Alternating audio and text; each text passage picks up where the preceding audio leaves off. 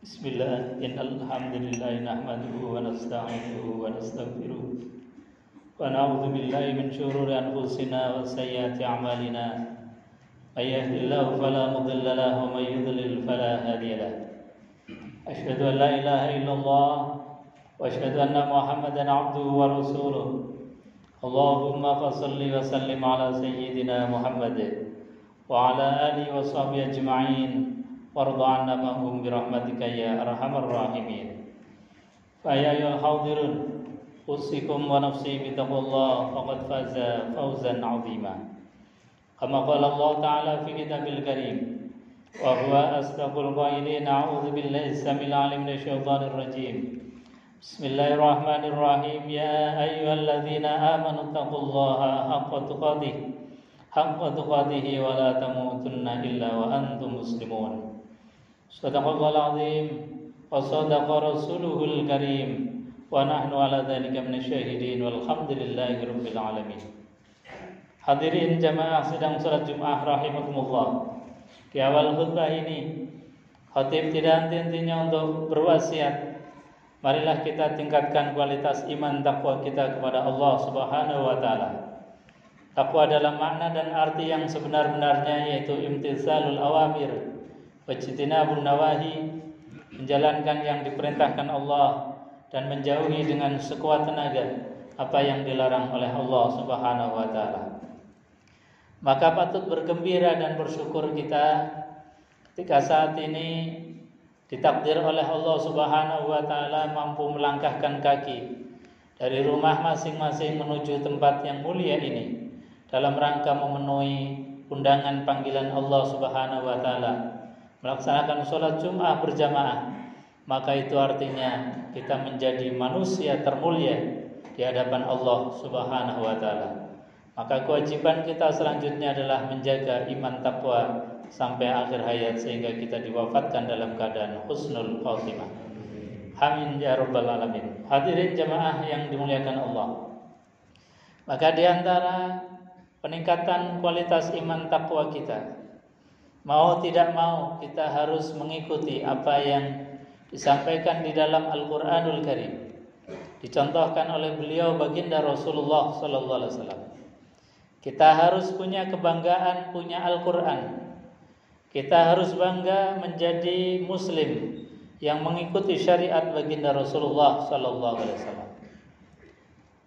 Maka di antara kebanggaan kita, semua syariat apa yang diajarkan di dalam Al-Qur'anul Karim itu adalah semuanya solusi untuk kehidupan kita, baik secara personal individu kita, keluarga, maupun di dalam mengemban amanah di dalam masyarakat, sehingga kita akan tercipta sa'adah fid dunya wa sa'adah fil akhirah, bahagia di dunia dan bahagia di akhirat. Di antara teori Quran, kisi-kisi Al-Quran, satu panduan Quran misalnya, kita di dalam untuk memenuhi segala kebutuhan kita agar bisa merasakan nikmatnya dari Allah Subhanahu wa taala, ataupun ketika di dalam masyarakat kita terjadi krisis pangan misalnya, maka baginda Rasulullah SAW hanya berstatement dengan statement yang lugas, mudah difahami, tetapi itu luar biasa. Kata beliau baginda Rasulullah SAW bahwa idamuhu alju', ketika kita ini dalam keadaan krisis ekonomi, krisis pangan, pun sejatinya kita bisa mendapatkan makanan terbaik, makanan terlezat. Jadi mindset kita, makanan enak, makanan lezat itu bukan yang dimasak oleh chef terkenal, bukan yang dijual di kafe-kafe, di warung-warung yang terkenal, di rumah makan yang terkenal, tidak. Bahasanya baginda Rasulullah SAW cukup dengan idamuhu alju', lauk terbaik, itu adalah rasa lapar. Jadi kalau lapar itu apapun menjadi nikmat. Kadang kita pengen mendapatkan nikmatnya makanan sampai healing kemana-mana. Bahkan wisata kuliner. Habis dari warung satu ke warung yang lain, restoran satu ke restoran yang lain, hanya untuk mendapatkan nikmatnya makan. Padahal apa Kanjeng Nabi mengatakan bahwa kalau kita ingin nikmatnya makan, kosongkanlah perut, maka engkau pasti akan mendapatkan nikmatnya makan. Begitu juga dalam kita menghadapi krisis-krisis. Tapi alhamdulillah kita sekarang diberikan oleh Allah nikmat yang luar biasa, jauh dari krisis ekonomi, krisis pangan. Tetapi toh demikian Kanjeng Nabi sudah mengantisipasi. Kalau kita dalam keadaan krisis apapun, kita bisa mengosongkan perut, idamuhu alju, maka tetap kita akan bisa mendapatkan nikmat yang terbaik, makanan terlezat, makanan yang terenak. Nah, ini yang jarang kemudian kita bisa meniru apa yang dilakukan oleh Kanjeng Nabi Muhammad SAW. Nabi itu manusia yang luar biasa, punya makan, tetapi beliau punya prinsip bahwa kami adalah kaum yang tidak makan kecuali setelah lapar. Kami juga adalah kaum yang berhenti makan sebelum kenyang. Ini adalah prinsip-prinsip kesehatannya Kanjeng Nabi Muhammad SAW.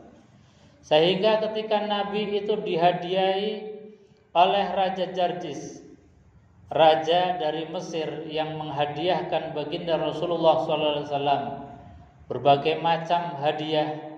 Ada kain-kain yang mahal, makanan-makanan yang enak, buah-buahan, bahkan sampai dengan budak dan juga tip atau dokter. Dokter yang dihadiahkan kepada Rasulullah selama beliau berada bersama Rasulullah tidak pernah mendapati Rasulullah SAW itu sakit. Kenapa Kanjeng Nabi Muhammad SAW ini orang yang terjaga dari sakit? Diantaranya karena pola makan dan pola hidup, pola fikirnya Rasulullah SAW adalah pola hidup, pola makan, pola fikir yang sehat.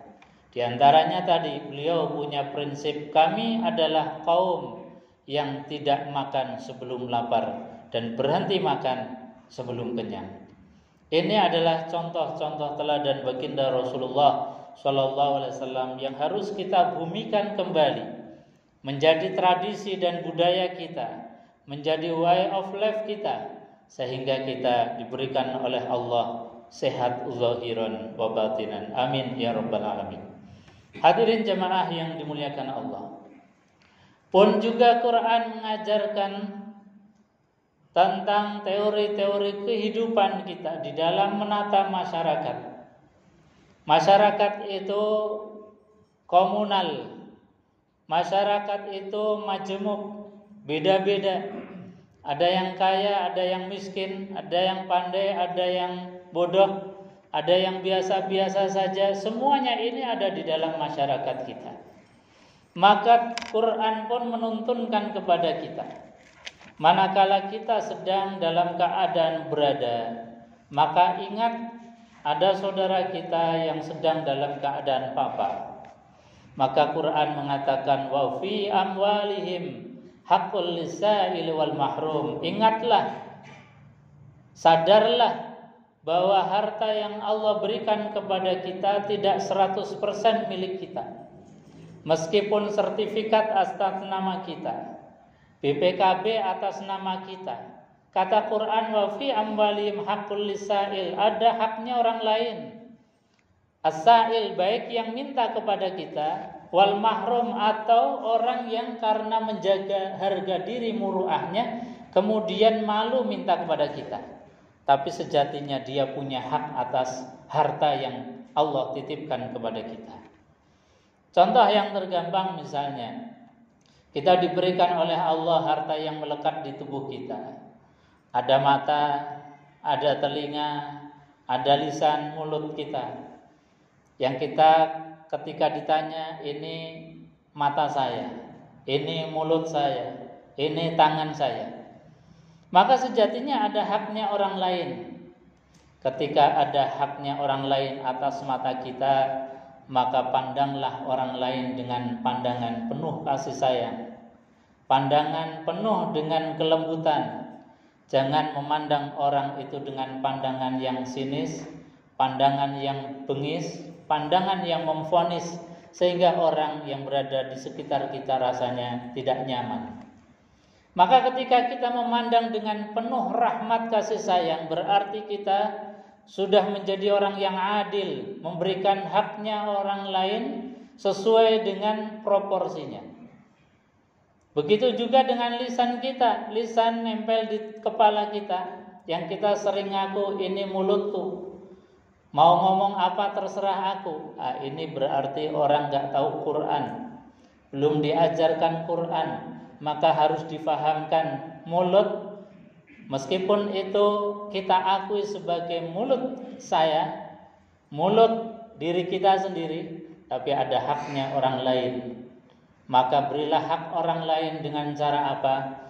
Berbicaralah dengan yang baik. Jangan memekakkan telinga, jangan membuat orang lain itu dongkol marah, tapi berilah ucapan-ucapan dari lisan kita, ucapan-ucapan yang memotivasi, menggembirakan. Syukur lisan kita bisa memberikan doa terhadap siapapun yang kita temui. Makanya Kanjeng Nabi Muhammad SAW mengajarkan kepada kita, ketika kita bertemu dengan siapapun, afsus salam, tebarkan doa keselamatan. Itu adalah haknya orang yang kita temui. Dijamin keselamatannya dari kezaliman lisan dan tangan kita. Nah, itulah sejatinya seorang muslim yang sejati bisa menjamin saudara kita, orang yang kita temui di setiap saat dan setiap tempat, terjamin daripada kezaliman lisan dan tangan kita. Hadirin jamaah yang dimuliakan Allah Subhanahu wa taala. Jadi jangan pernah kemudian mengatakan bahwa ini mulut-mulutku sendiri, mau ngomong terserah aku. Sekali lagi perlu dipahamkan tentang bagaimana Quran mengajarkan kepada kita, wa fi amwalihim haqqul lisail wal mahrum. Hadirin jamaah yang dimuliakan Allah, termasuk di dalam harta kita, rumah kita yang sertifikatnya atas nama kita pun ada haknya orang lain. Sehingga ketika mereka bertamu, kita muliakan, berikan tempat duduk yang layak, syukur disuguhi, minimal kita qaulun ma'ruf wa maghfirah khairum min shadaqah. Kalau kita tidak bisa menjamu dengan jamuan terbaik, maka ucapan yang baik wa maghfirah dan permohonan maaf, itu kata Quran lebih baik, khairun, lebih utama, lebih baik dibandingkan dengan sedekah tetapi menyakiti hati orang yang menerimanya. Hadirin jemaah yang dimuliakan Allah Subhanahu wa taala. Sekali lagi kita harus punya kebanggaan bahwa syariat Islam, agama kita, agama yang mulia, menata sekian sendi-sendi kehidupan kita, baik individual, personal ataupun di dalam keluarga dan masyarakat. Itu semuanya diterangkan di dalam Al-Qur'an, sehingga kita mendapatkan sa'adah fid dunya wa sa'adah fil akhirah, bahagia dunia dan bahagia di akhirat. Maka pesan terakhir di dalam khutbah ini, jangan pernah berjarak dengan Quran. Jangan pernah kering lisan kita dari Quran.